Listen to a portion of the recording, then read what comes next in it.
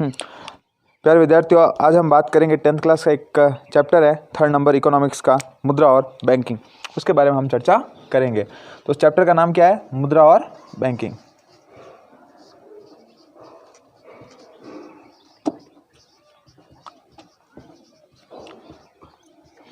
देखो, दो चीज़ें यहाँ पर, कौन कौन सी? मुद्रा और बैंकिंग। कौन कौन सी चीज़ें? मुद्रा और बैंकिंग। हाँ, मुद्रा क्या होता है? पैसे से मतलब है। किससे मतलब है? पैसे से। अब जैसे भारत है, भारत की मुद्रा कौन सी है? रुपया। रुपए है ना। यूएस की कौन सी है? डॉलर। ये वहाँ सबकी क्या है? उन देशों की करेंसी है। करेंसी मतलब मुद्रा। फिर बैंकिंग आप समझते हो क्या होती है? जैसे आपके एक तो होता है राष्ट्रीय बैंक, राष्ट्रीयकृत बैंक, ठीक है, और एक होता है केंद्रीय बैंक। क्या होता है? हाँ, केंद्रीय बैंक कौन सा है अपने देश के अंदर? आरबीआई। कौन सा है? आरबीआई का full form reserve bank of India, ठीक है। और एक बैंक कौन सा होता है? जो राष्ट्रीयकृत बैंक होता है, जिसके अंदर आप क्या आते हैं, जिसकी 51% हिस्सेदारी किसकी होती है? सरकार की होती है। किसकी होती है? हाँ, कि मतलब 51% शेयर किसके होते हैं? सरकार के। तो सरकार के अधिकृत बैंक होते हैं। किसके अधिकृत बैंक होते हैं? सरकार के अधिकृत बैंक होते हैं, जिसके अंदर आपके कौन सा आता है? एक तो सबसे बड़ा बैंक कौन सा? SBI, state bank of India. दूसरा बैंक कौन सा आता है? Bank of Baroda. ये जो सारे बैंक है ना, ये सारे क्या है? मतलब राष्ट्रीयकृत बैंक है, सरकार द्वारा अधिकृत किए हुए हैं। कब किया गया सबसे पहले राष्ट्रीयकृत? 1969 के अंदर। कब किया गया था? 1970। हाँ, 1969 के अंतर्गत, ठीक है। उसके बाद देखो आगे हम बात करेंगे मुद्रा और बैंकिंग के अंतर्गत कौन कौन सी चीज़ें हैं उसके बारे में, ठीक है। देखो आगे इसके बारे में पता है ना आपको? ये लिखा आप लोगों ने नहीं लिखा था? कोई बात नहीं, अब की बार लिख लेना। फिर देखो करेंसी, मुद्रा कितने प्रकार की होती है उसके बारे में अपन बात करते हैं। अब साथ साथ में लिखते रहना, ठीक है ना, फिर मिट जाएगा। मुद्रा कितने प्रकार की होती है उसके बारे में अपन बात करते हैं। मुद्राओं के अलग अलग प्रकार होते हैं, जिसके अंदर एक तो होती है करेंसी मुद्रा, एक होती है जमा मुद्रा और एक होती है डिजिटल मुद्रा। एक तो कौन सी है?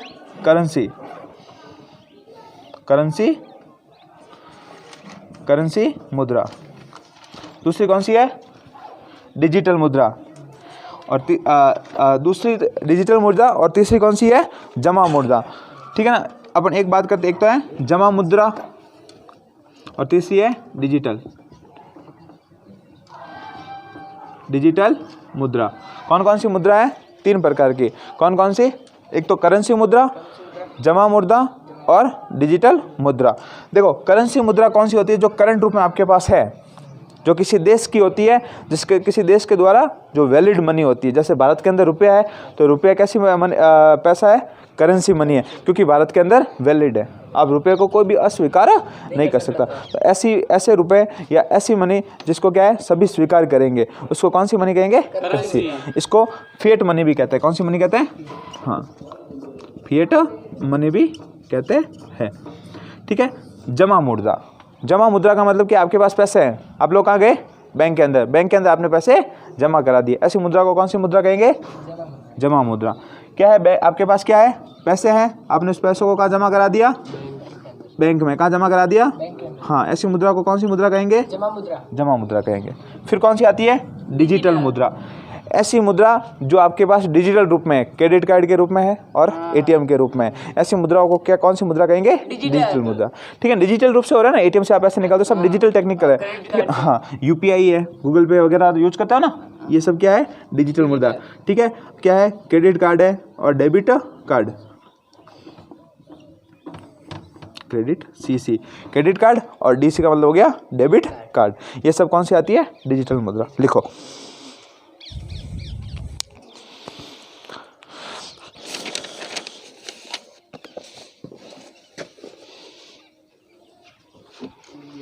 लिखा।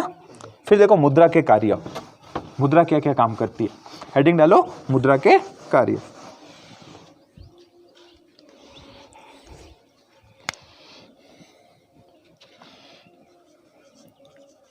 मुद्रा के कार्य। देखो सिंपल सी बात है, कॉन्सेप्ट समझोगे। मुद्रा क्या करती है? लेन देन का माध्यम है। पैसे होंगे तो कोई भी चीज़ आप खरीद पाओगे। ऐसा तो है नहीं कि आपके पास पैसे ही नहीं है, अब जाओ दुकानदार के पास, कि मुझे 1 किलो शक्कर दे दो, पैसे है नहीं, दुकानदार धक्के दे के बाहर निकालेगा, ठीक है ना, कहेगा यहाँ से भाग जा। तो क्या है, मुद्रा क्या काम करती है, लेन देन का कार्य करती है। किसका काम करती है, लेन देन का कार्य करती है,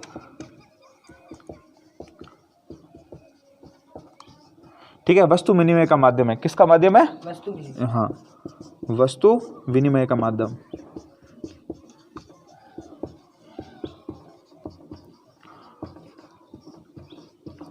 और क्या क्या काम है मुद्रा से, और क्या क्या कर सकते हैं, और क्या क्या कर सकते हैं वस्तु से, और क्या क्या कर सकते हैं मुद्रा से, और क्या है, और क्या कर सकते हैं मुद्रा से। देखो, एक किसान क्या वस्तु विनिमय कर सकते हैं, मतलब वस्तुओं को खरीद सकते हैं, ये मुद्रा का कार्य है। और क्या है, लेन देन का कार्य करती है मुद्रा। आपके पास पैसे हैं, आप कोई भी काम कर सकते हैं, ब्याज पे दे सकते हो, ये सब भी किसके अंदर आएगा, मुद्रा के अंदर आएगा। ब्याज पे पैसे देना,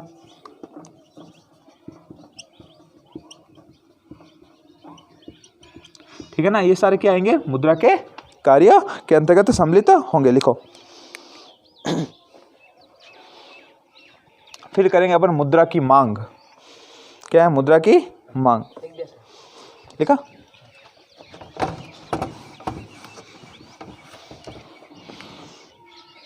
हेडिंग डालो, मुद्रा की मांग।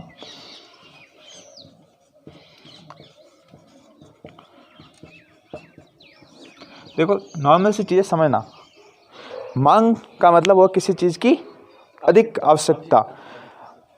पैसे आपके पास हैं, लेकिन आपको हमेशा उसकी क्या रहती है, आवश्यकता, ज़्यादा आवश्यकता रहती है। तो आपको क्या है कि ऐसी हम जैसे बार बार मुद्रा का उपयोग करेंगे तो खत्म होगी, तो हमारे पास उसकी क्या होगी, मांग अधिक होगी, ठीक है, सीधी सी बात है। यदि खत्म होगी तो उसकी मांग अधिक रहेगी। तो मुद्रा के अंतर्गत क्या है कि मुद्रा की हमेशा क्या रहती है, मांग अधिक रहती है।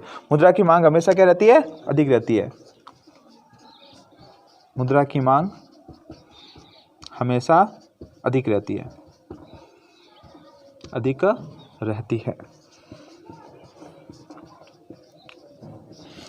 मुद्रा किस रूप में होती है, तरल रूप में होती है। किसके रूप में होती है, ठीक है ना। अब देखो, मुद्रा की मांग अधिक होगी कैसे, जैसे देखो आप लोग गए बैंक के पास, एक नॉर्मल सी कॉन्सेप्ट समझते हैं।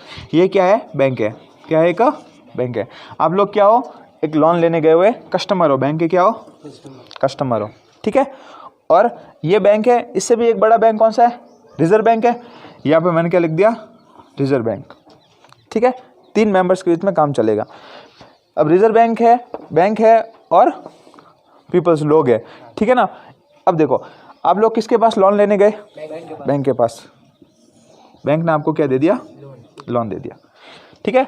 आपको लोन दे दिया, आपको बोला कि 10% आपको ब्याज देना है। कितना परसेंट ब्याज देना है, 10%। आपने 1 लाख रुपए का लोन लिया, कितने लाख रुपए का, हाँ, तो 1 साल के ऊपर आपको इसका 10% देना पड़ेगा। कितना परसेंट, मतलब 1,10,000 रुपये आपको किसको देने पड़ेंगे, बैंक को वापस देने पड़ेंगे, यदि 1 साल में आप लोन चुका देते हो।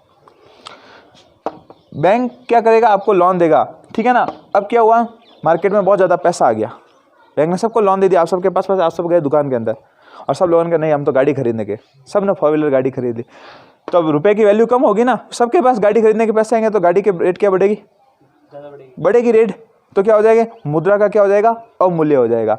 मुद्रा के अंदर क्या हो जाएगी, अवमूल्य हो जाएगी। मुद्रा की वैल्यू है वो क्या हो जाएगी, कम हो जाएगी। सीधी सी बात है, कम होगी, क्योंकि ज़्यादा होगी तो क्या होगा, कोई चीज़, जैसे हमारे पास भी कोई चीज़ ज़्यादा होती है तो हम उस चीज़ को क्या लगता है कि यार बहुत है, वैल्यू नहीं करते अपन। तो जो चीज़ जो ज़्यादा होगी तो उसकी क्या हो जाएगी, वैल्यू खत्म हो जाएगी। तो वो चीज़ है यहाँ पर, ठीक है। अब देखो, ज़्यादा मांग बढ़ी तो बैंक क्या करेगा, लोन देना क्या कर देगा, बंद कर देगा। तो पैसे आने क्या हो जाएंगे, बंद। तो ऑटोमेटिक महंगाई क्या हो जाएगी, बढ़ जाएगी, कम होगी ना, कम होगी ना। पैसे नहीं आएंगे तो क्या होंगे, महंगाई कम हो जाएगी, लोग खरीदेंगे नहीं तो वस्तु की रेट क्या होगी, कम होगी ना। तो सीधी सी बात है। तो ये चीज़ क्या करेगी, अब देखो ये करता कौन है कि महंगाई को बढ़ाना और कम करने का सब काम कौन करता है, रिजर्व बैंक करता है। हम आगे पढ़ेंगे रिजर्व बैंक किस प्रकार से ये गतिविधियां करता है। आई बात समझ में, मुद्रा के मांग के अंतर्गत। फिर देखो आगे बात करते हैं, ये लिखा, लिखो फटाफट लिखो। फिर है केंद्रीय बैंक। अपन एक आरबीआई की बात कर रहे थे, आरबीआई के बारे में थोड़ा सा बता देता हूं कि आरबीआई की स्थापना कैसे हुई।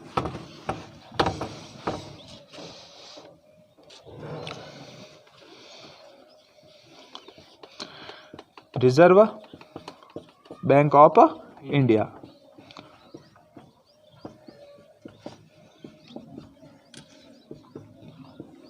इसकी स्थापना होती है हिल्टन यंग कमीशन आयोग के कहने पर, किसके कहने पर? हिल्टन यंग कमीशन आयोग। हाँ, ये आयोग आता है और ये कहता है कि एक क्या होना चाहिए? केंद्रीय बैंक होना चाहिए। और इसी के कहने पर 1 अप्रैल 1935 के अंदर किसकी स्थापना की जाती है? आपके आरबीआई की स्थापना की जाती है। कहाँ पर की जाती है? कोलकाता के अंदर। कहाँ की जाती है?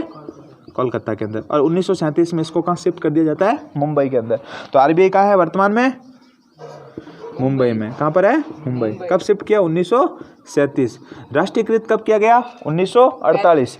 कब किया गया? राष्ट्रीयकृत कब किया गया? आज़ाद होगा भारत तब राष्ट्रीयकृत करेंगे। तो राष्ट्रीयकृत कब किया गया? 1948 को इसका क्या कर दिया गया? राष्ट्रीयकरण कर दिया गया। तब से ये भारत का क्या है? केंद्रीय बैंक के रूप में कार्य कर रहा है। आई बात समझ में? हाँ, 1948।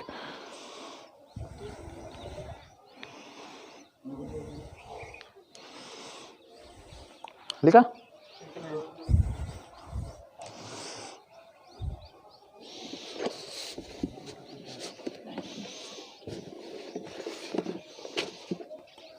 लिखो फिर आगे देखते हैं।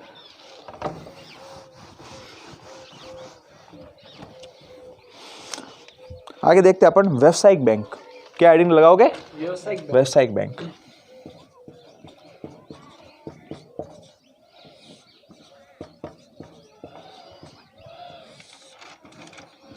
देखो, व्यावसायिक बैंक कौन से होते हैं उसके बारे में अपन चर्चा करते हैं। वे बैंक जिनके आम आदमी पैसे जमा करवा सकते हैं। जैसे आप लोग बैंक के अंदर जमा करवाते हो, उन बैंकों को कौन सा बैंक कहेंगे अपन? व्यावसायिक बैंक। कौन सा बैंक कहेंगे? हाँ, देखो, व्यावसायिक बैंक उन बैंकों को कहा जाता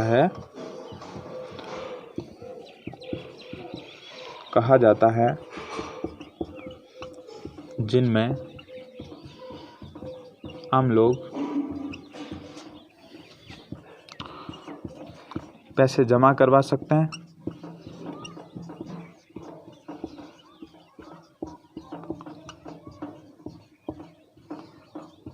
और निकलवा सकते हैं।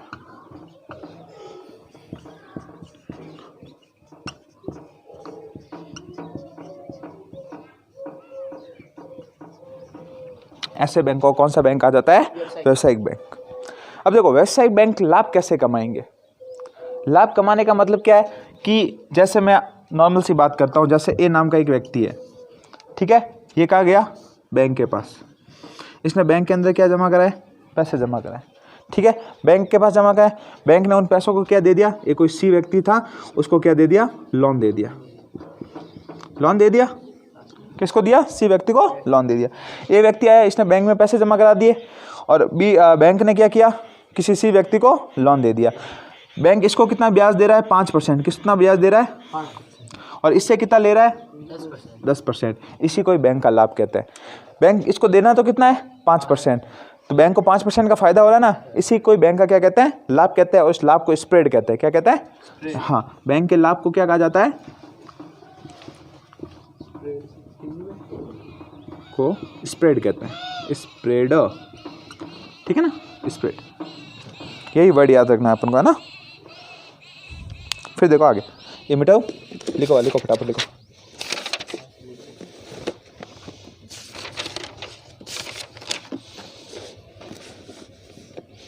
फिर अपन आगे बात करते हैं साख निर्माण की प्रक्रिया। लिखा वैसे भाई?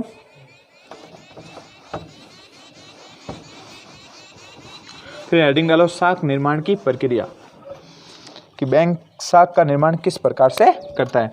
ये है ना बैंकिंग और साख वगैरह चैप्टर का नाम था। तब साख निर्माण की प्रक्रिया के अंदर अपन बात करते हैं।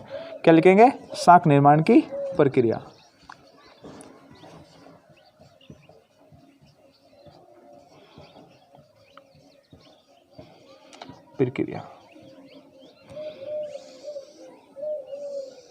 साख का निर्माण कैसे होगा? जैसे एक नॉर्मल सी बात अपन करते हैं, जैसे मैंने आप सबको क्या दे दिया? लोन दिया। आपने उस लोन को टाइम पे मुझे चुकाया, तो आपकी साख कैसी हुई? अच्छी हुई। क्योंकि आपको मैंने लोन दिया और आपने मुझे समय पर वापस लौटा दिया। तो इसी प्रकार से बैंक क्या करते हैं, साख का निर्माण करते हैं। ठीक है ना। बैंक दो प्रकार के होते हैं, मैंने बता दिया। कौन कौन से होते हैं? एक तो केंद्रीय बैंक, एक और राष्ट्रीय बैंक। हाँ, एक तो होगा केंद्रीय बैंक और एक हम व्यावसायिक बैंक भी कह सकते हैं। अभी लिखवाया ना मैंने।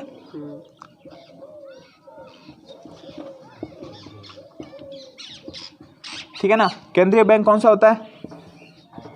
आरबीआई। कब स्थापना हुई? 1948। हैं? 1935। 1937 के अंदर इसका मुख्यालय कहाँ लेके गए? कोलकाता। 1935 में कोलकाता था। 1937 में कहाँ लेके गए? मुंबई। 37 में मुंबई। और राष्ट्रीयकरण कब किया गया इसका? 1948। 1948।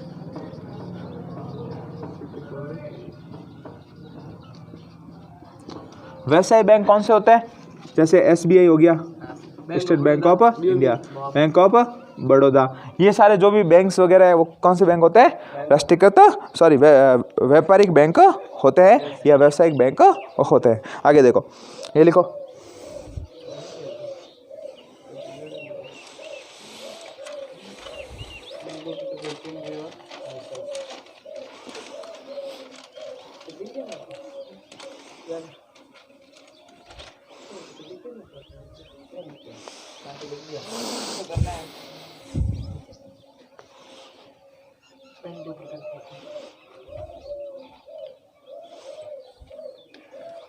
लिखा। फिर देखो बैंक साख निर्माण के लिए क्या क्या गतिविधियां करता है उसके बारे में देखो। बैंक अपने जमाकर्ताओं की बैंक अपने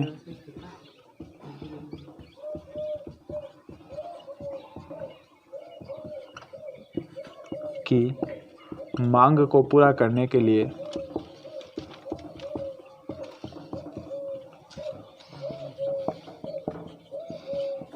न्यूनतम कोष प्रणाली को अपनाता है।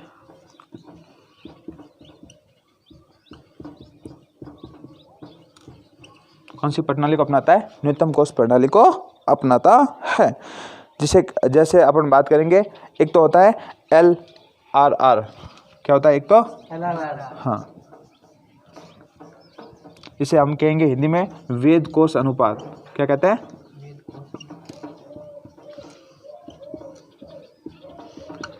क्या कहेंगे? वेद कोष अनुपात। वेद कोष का अनुपात का मतलब क्या होता है? जैसे समझना है ना, इधर देखना। जैसे 1000 रुपये जमा करवाने के लिए आया मेरे पास कोई ए व्यक्ति जमा करवाने के लिए आया, और कोई दूसरा व्यक्ति आया मेरे पास कि मुझे क्या चाहिए? लोन चाहिए। अब बैंक क्या करे? 1000 रुपये का लोन पूरा का पूरा दे देगा क्या? नहीं देगा। उसको कम से कम 20% क्या रखना पड़ेगा? अपने पास सुरक्षित रखना पड़ेगा, ताकि कोई व्यक्ति वापस मांगने के लिए आ जाए तो उसको दे सके। ठीक है ना। तो अब क्या करेगा? बी व्यक्ति है, उसको उसने लोन दे दिया। कितने रुपए का? 800 रुपये का। 800 रुपये भी बैंक कैश में कभी लोन नहीं देता। बैंक कैश में कभी लोन नहीं देता। बैंक क्या करेगा? आपके अकाउंट में ट्रांसफर करेगा, फिर आप 12 निकाल सकते हो। तो इसी प्रकार से क्या कहता है? इसी अनुपात को क्या कहते हैं? वेद कोष अनुपात। मतलब एक निश्चित कोष अपने पास रख लेता है, उसे क्या कहते हैं? वेद कोष अनुपात कहते हैं। लिखो,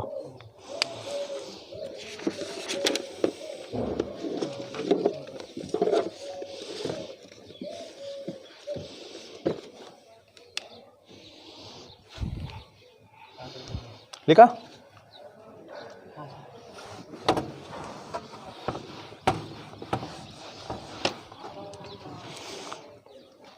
फिर है साख पर नियंत्रण। क्या है? साख पर नियंत्रण। हेडिंग डालोगे, साख पर नियंत्रण।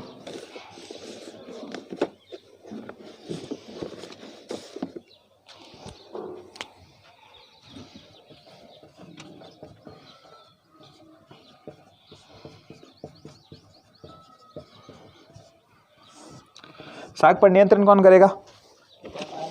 आरबीआई करेगा। और तो कोई तीसरा तो आएगा नहीं। नियंत्रण करने के लिए कौन है? आरबीआई। कौन करेगा? आरबीआई करेगा।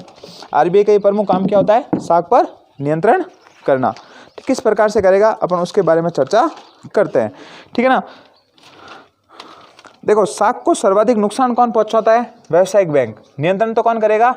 आरबीआई। सर्वाधिक नुकसान कौन पहुंचाता है? व्यावसायिक बैंक।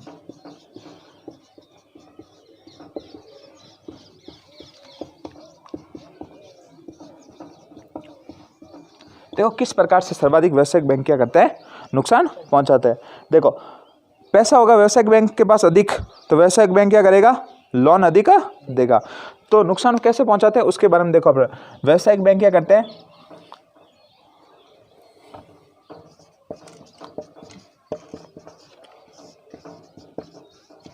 बैंक लोगों को अधिक ऋण देते हैं, ऋण दे देते हैं, जिसके कारण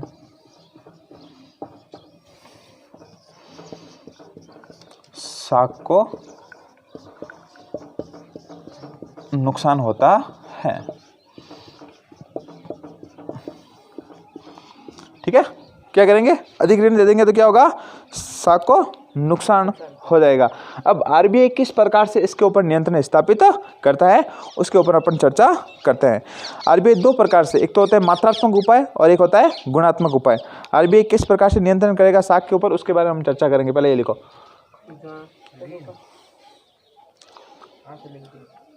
लिखा,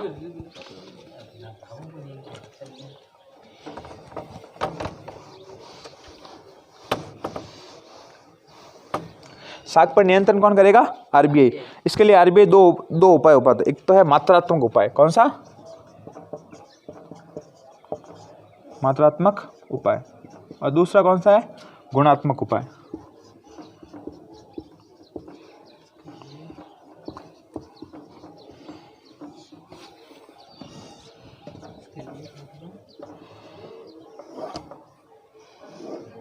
क्या क्या होता है मात्रा का उपाय और गुणात्मक उपाय, उसके बारे में हम चर्चा करेंगे।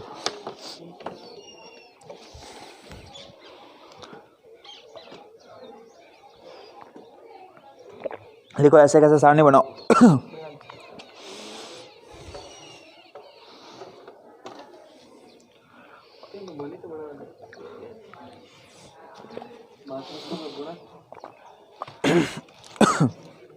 इसमें लिखना वे विधि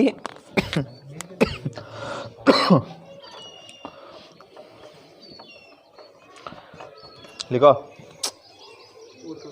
फिर वही बात, वे विधि जो अर्थव्यवस्था में मुद्रा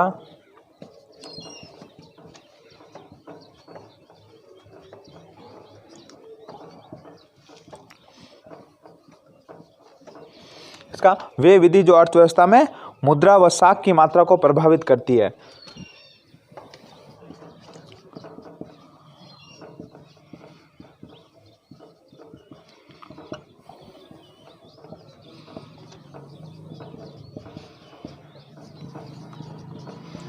करते हैं, वे कौन से उपाय कहलाते हैं, मात्रात्मक उपाय कहलाते हैं। वे विधियां जो गुणात्मक उपाय में कौन सा होगा, वे विधियां जो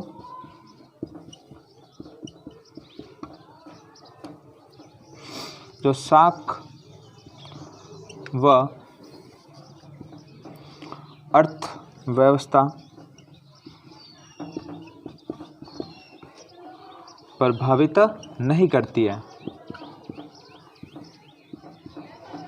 बल्कि क्या पहुंचाती है, फायदा पहुंचाती है। और ऐसे उपाय को कौन से उपाय कहेंगे, गुणात्मक उपाय कहेंगे। अब देखो लिखो, मात्रात्मक उपाय के अंतर्गत कौन कौन से उपाय आते हैं उसके बारे में हम चर्चा करेंगे। लिखा, ये लिखो फटाफट।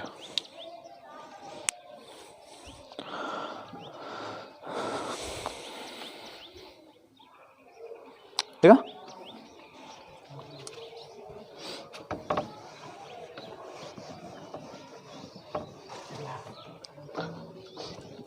देखो इधर ध्यान दो। मात्रात्मक उपाय कुछ समय के लिए होते हैं। क्या होता है, कुछ समय कि मतलब किस प्रकार से मात्रात्मक, उसके अंदर सबसे पहला आएगा बैंक दर। क्या आती है, हाँ लिखते रहना ना, बैंक दर क्या है, इंग्लिश में कह सकते हैं बैंक रेट। क्या कहेंगे, पहला उपाय तो कौन सा है, बैंक दर। दूसरा है रेपो रेट। क्या है, हाँ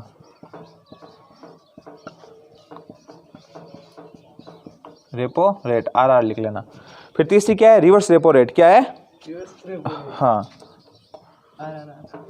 हाँ वो फिल्म देखी है रिवर्स रेपो रेट वाले, रेपो रेट वो फिल्म देखी, RR वाली है ना, 3 हीरो है साउथ के, हाँ 2 हीरो वाले, वो अंग्रेजों वाली है, थोड़े अंग्रेज वगैरह आते हैं उसके अंदर, देखी हुई होगी RRR। हाँ फिर है आपके वैधानिक कोष, चौथा उपाय कौन सा है? वैधानिक कोष।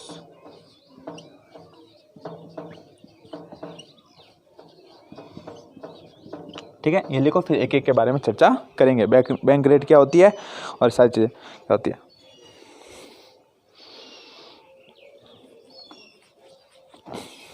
लिखा?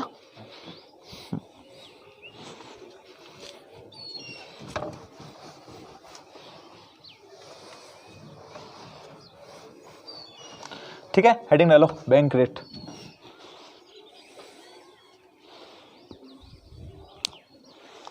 देखो, जिस ब्याज दर पर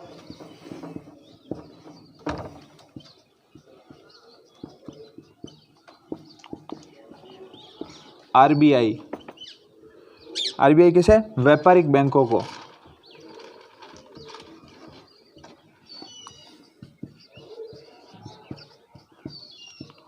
दीर्घकालीन लोन देता है। कैसा? दीर्घकालीन ऋण देता है, तो उसे बैंक रेट कहते हैं।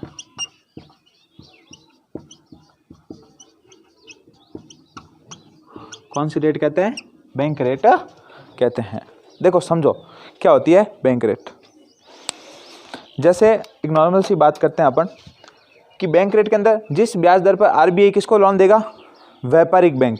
व्यापारिक बैंक कौन से होते हैं बताए हुए हैं मेरे, ठीक है ना? उनको क्या देगा? दीर्घकालीन लोन देगा, लंबे समय के लिए, 5 साल के लिए, 6 साल के लिए, 7 साल के लिए, 8 साल के लिए, 10 साल के लिए, एक लॉन्ग समय के लिए क्या देगा?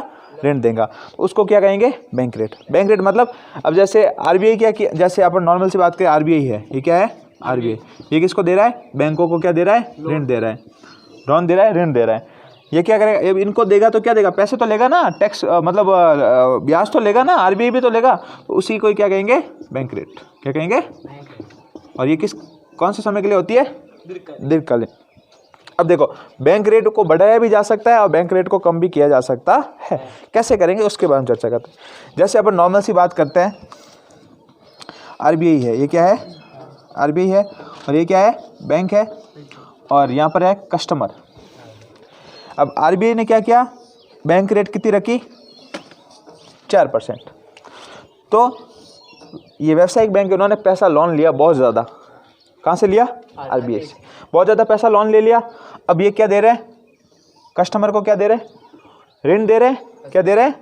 ऋण दे रहे हैं, अधिक मात्रा में दे रहे हैं, भयंकर, बहुत ज़्यादा मात्रा में, ठीक है ना? ये इनको तो कितना देना है? 4%। ये कितने परसेंट में दे रहे हैं? 10%। कितना फ़ायदा हो रहा है? 6%। इनको तो 6% का फ़ायदा हो रहा है, लेकिन ये अधिक मात्रा में देंगे तो ये लोग क्या बढ़ा देंगे?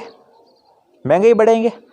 सीधी सी बात है, आपके जेब में पैसा आएगा तो आप घर पे थोड़ी रहोगे, मार्केट में जाओगे ना, कुछ ना कुछ तो खरीदोगे, ठीक है ना? तो वही चीज़ है कि ज़्यादा पैसा आएगा तो मार्केट में क्या बढ़ेगी?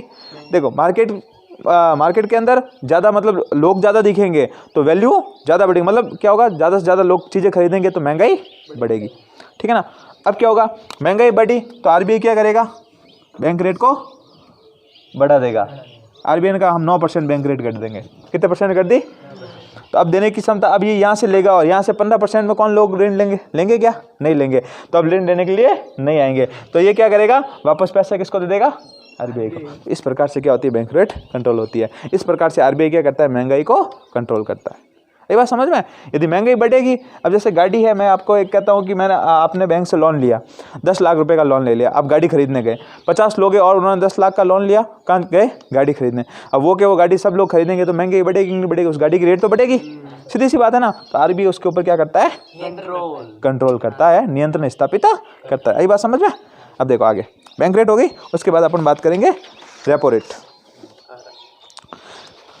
लिखा? ये लिखो, लिख लिया? देखो रेपो रेट।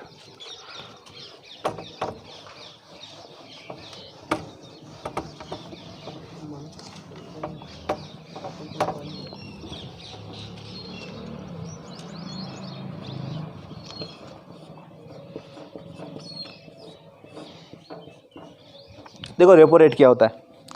नॉर्मल सी चीज़ है, रेपो रेट के बारे में अपन बात करें। जिस दर पर आरबीआई क्या करता है, अल्पकालीन लोन देता है। अब अल्पकालीन क्या देगा, देखो क्या करेगा, आरबीआई द्वारा व्यावसायिक बैंकों को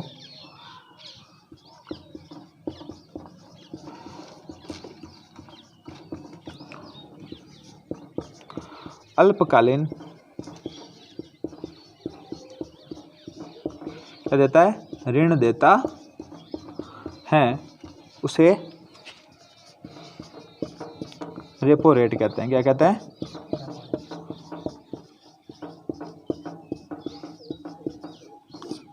देखो कैसे, नॉर्मल चीज समझना। जैसे आप लोग गए, देखो यहाँ समझना ना, जैसे आरबीआई ने क्या किया, आप एक नॉर्मल सा बैंक है, अपन बात करते हैं, ये है आरबीआई और ये क्या है, बैंक, ठीक है। अब यहाँ पर है कस्टमर, इसने बैंक के अंदर 6 करोड़ रुपए जमा कराए थे। कितने करोड़ जमा कराए, 6 करोड़ जमा कराए।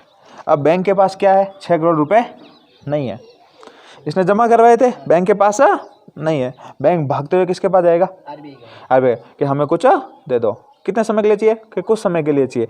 तो कुछ समय के लिए क्या लेगा, इससे पैसे रहेंगे, उसी को क्या कहेगा, ये बात समझ में।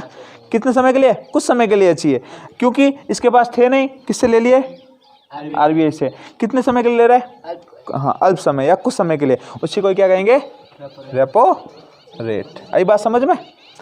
बैंक रेट तो क्या होता है, दीर्घ समय के लिए, और रेपो रेट कुछ समय के लिए। लिखो, लिखा। फिर देखो देखो, अब मार्केट में यदि मांग ज़्यादा रहेगी तो रेपो रेट क्या होगी, मांग, यदि पैसों की मांग अधिक रहेगी तो रेपो रेट क्या होगी, कम, और मांग कम है तो रेपो रेट ज़्यादा। जैसे देखो नॉर्मल सी बात समझते हैं किस प्रकार से, जैसे ये रिजर्व बैंक है, ये नॉर्मल सा बैंक है, और ये क्या है, कस्टमर। कस्टमर की मांग अधिक है तो ये रेट को क्या कर देगा, बढ़ाएगा। और कस्टमर की मांग कम है, सॉरी यहाँ पे अधिक है, तो क्या करेगा, रेट को बढ़ा देगा। अब कस्टमर को पैसे नहीं चाहिए तो ये क्या कर देगा, कम कर देगा। कम करेगा तो लोन देने की क्षमता बढ़ जाएगी। यही बात समझ में। अब देखो फिर रिवर्स रेपो रेट।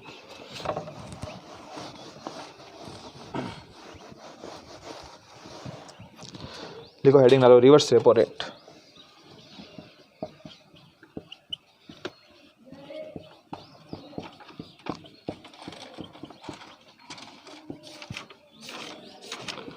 देखो रिवर्स रेपो रेट क्या होता है।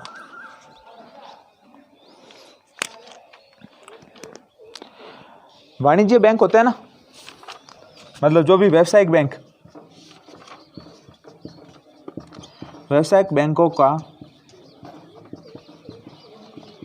अपना कुछ हिस्सा, कौन सा हिस्सा, कुछ हिस्सा आरबीआई के पास क्या रखना पड़ता है, आरबीआई के पास रखना पड़ता है, उसे ही क्या कहेंगे, रिवर्स रेपो रेट। कैसे, देखो समझो, रिवर्स रेपो रेट का मतलब क्या होता है उसके बारे में बात करते हैं। देखो रिवर्स रेपो रेट का मतलब क्या है, अब जैसे एक बैंक है, ठीक है, क्या है, एक बैंक है, इसके पास 100 करोड़ रुपए पड़े हैं। कितने करोड़ रुपए पड़े हैं, 100 करोड़। उसका 15% किसके पास रखना पड़ेगा, इसको आरबीआई के पास। किसके लिए रखना पड़ेगा, इसलिए रखना पड़ेगा क्या पता बैंक उड़ जाए, लोगों के पैसे खा के चला जाएगा ना, इसके लिए आरबीआई क्या करता है, उसका कुछ हिस्सा अपने पास रिजर्व रखता है, उसी को क्या कहेंगे, रिवर्स रेपो रेट कहा जाता है। यही बात समझ में। हाँ फिर देखो खुले बाजार की प्रक्रिया, ओपन मार्केट की प्रक्रिया क्या होती है उसके बारे में बताता हूँ।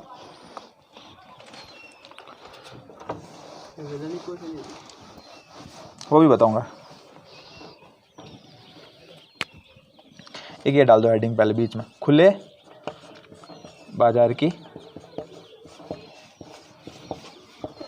प्रतिभूतियां। देखो खुले बाजार की प्रतिभूतियां से क्या मतलब होता है समझना।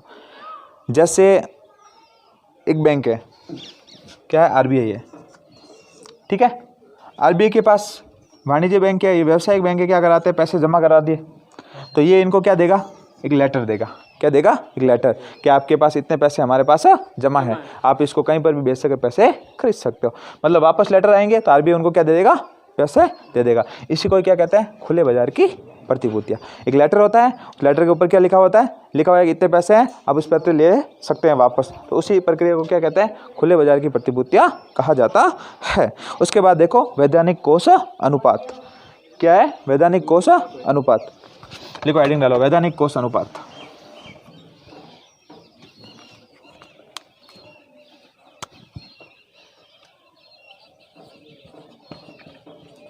वैधानिक कोष अनुपात, उसे कहते हैं CRR। क्या कहते हैं, वैधानिक कोष अनुपात को क्या कहते हैं, CRR।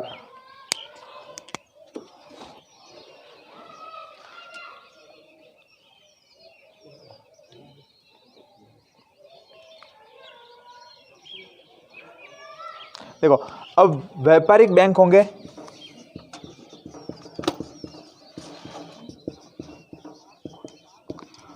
उनके पास जो भी पैसे है ना, उसको क्या रखना पड़ेगा, उसको वैधानिक कोष अनुपात के रूप में, एक कोष के रूप में क्या रखना पड़ेगा, सेव रखना पड़ेगा। कभी भी किसी को भी जरूरत पड़ेंगे तो उसको पैसे दे सकते हैं। उसी को क्या कहेंगे, वैधानिक कोष अनुपात। मतलब एक न्यूनतम कोष क्या रखना पड़ेगा, उनके पास जमा रखना पड़ेगा। फिर आता है आपके वैधानिक तरलता अनुपात। क्या आता है, वैधानिक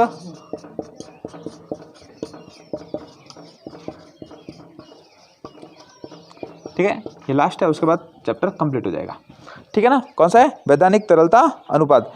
जमा का वह भाग जो बैंक अपने पास क्या रखता है, अपने पास रखता है। जैसे आप लोगों ने पैसे जमा कराए बैंक के अंदर, जमा का वह भाग, जमा का वह भाग